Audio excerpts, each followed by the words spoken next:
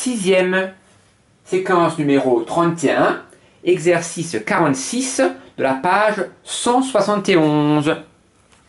Lequel de ces quatre solides n'a pas de patron? Donc, ah mince, il n'y a pas la figure, si, la figure est là. Et donc, c'est la figure numéro B, le solide numéro B, qui n'a pas de patron. Et le solide numéro B s'appelle une boule. Vous avez peut-être écrit autre chose. Ceux qui ont écrit une sphère, c'est pas mal. Mais une sphère, c'est comme une écorce, c'est tout ce qui est autour. Donc c'est pas juste. Vous avez peut-être écrit cercle.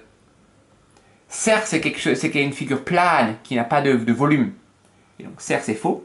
Et vous avez peut-être écrit disque, mais un disque, c'est ce qui est ici, à l'intérieur, un cercle, et ce qui est à l'intérieur d'un cercle. Donc disque, c'est aussi faux. Et donc, ça s'appelle une boule. Mais si vous avez écrit sphère, c'est pas grave. Cercle, disque non plus. Mais donc la figure numéro B, le solide numéro B, s'appelle une boule. Il faut dire le nom des autres solides.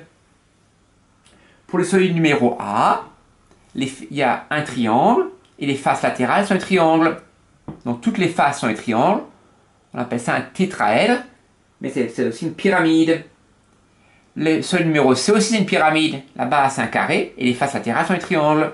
Donc le solide A et le solide numéro C sont des pyramides. Une pyramide à base triangle pour le A et une pyramide à base carré pour le C. Et ce qui reste, c'est le numéro D, le solide numéro D.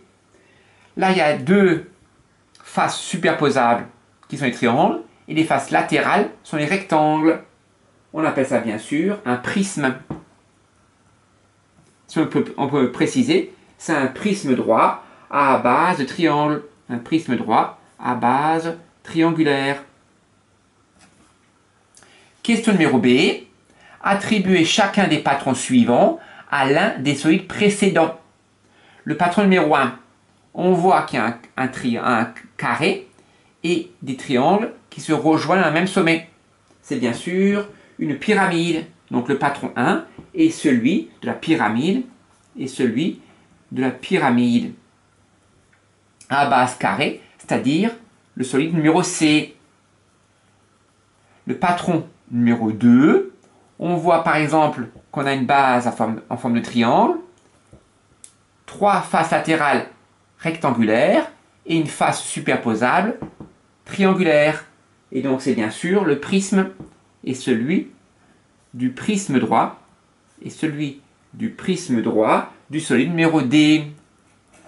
Et ce qui reste, le patron numéro 3, c'est bien sûr celui du tétraèdre, ou qu'on appelle ça aussi la pyramide à base de triangle, et celui de la pyramide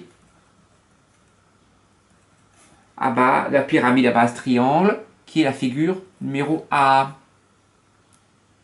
Voilà.